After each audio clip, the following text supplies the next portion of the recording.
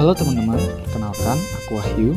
Dan aku Vika, kami dari Dokter Muda, Fakultas Kedokteran Universitas Brawijaya, Departemen Radiologi. Dalam kesempatan kali ini, kami akan membahas dasar-dasar radiologi. Jadi, apa itu radiologi? Radiologi adalah cabang spesialisasi ilmu kedokteran yang membidangi penggunaan radiasi untuk diagnosis dan tata laksana penyakit, baik radiasi pengion maupun radiasi non-pengion. Selanjutnya, mari kita kenali lebih lanjut modalitas pencitraan yang tersedia. Modalitas pencitraan yang pertama adalah X-ray. Prinsip kerja: sinar X melewati tubuh dan diserap dengan tingkat yang berbeda oleh berbagai jaringan, menghasilkan gambar berdasarkan kepadatan jaringan tersebut. Kelebihan modalitas sinar X adalah cepat, tersedia secara luas, dan relatif murah. Sinar X ideal untuk menilai tulang dan struktur dasar. Sinar X digunakan dalam mendiagnosis patah tulang, infeksi, penyakit paru, dan kondisi lainnya. Modalitas pencitraan yang kedua adalah CT scan. CT scan bekerja dengan menggunakan sinar X-ray dari berbagai sudut dan perangkat komputer untuk membuat gambar potongan melintang dari tubuh. Kelebihannya, CT scan memberikan gambaran detail yang lebih baik dibandingkan X-ray biasa dan dapat memvisualisasikan struktur internal dengan lebih jelas.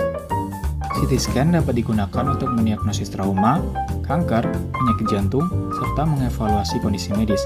Sering juga digunakan dalam keadaan darurat. Modalitas pencitraan yang ketiga adalah MRI.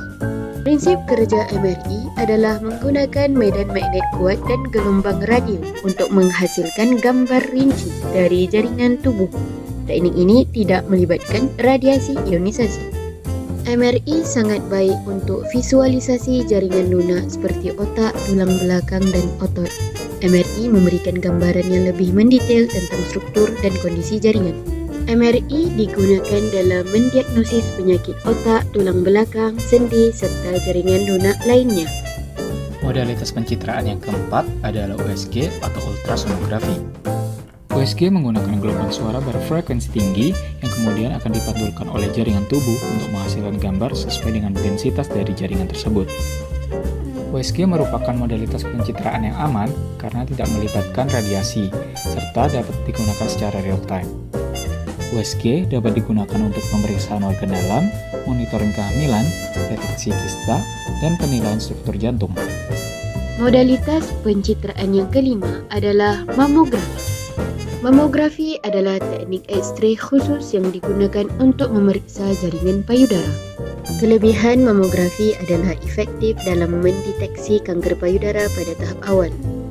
Mamografi sangat berguna dalam screening dan diagnosis kanker payudara.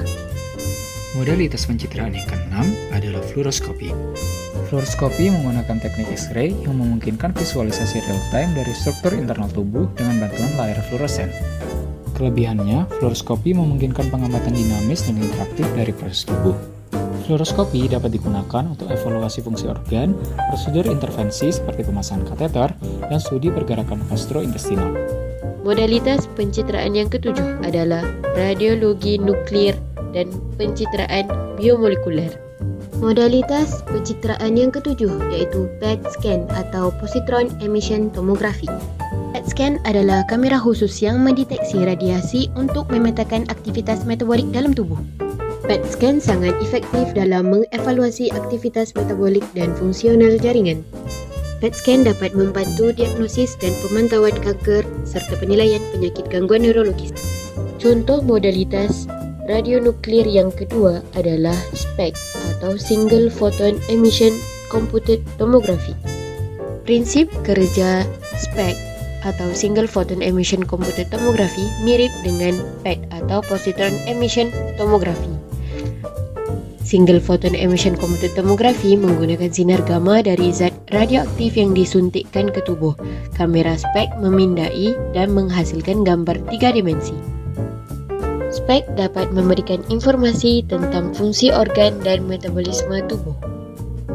SPECT digunakan untuk mengevaluasi penyakit jantung, gangguan otak, dan penilaian beberapa jenis kanker. Modalitas pencitraan yang ke-8 adalah DSA atau Digital Subtraction Angiography.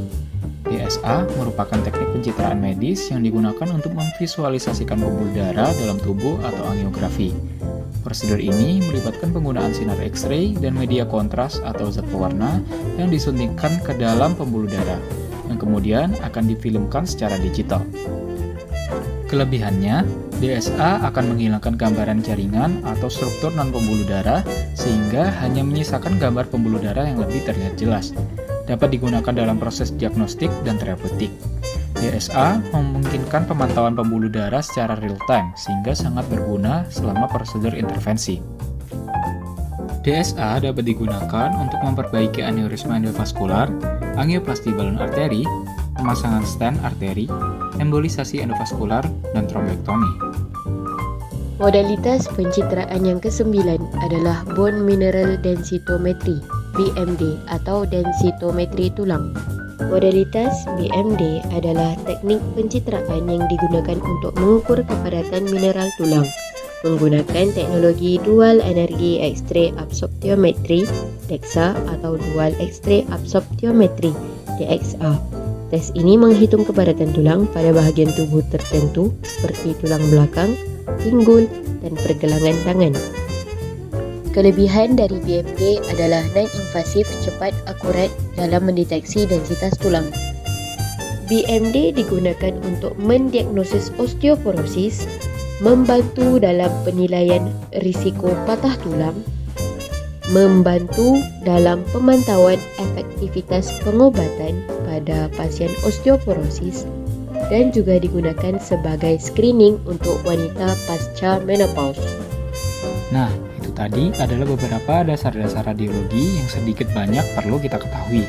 Terima kasih, sekian dari kami. Sampai jumpa lagi.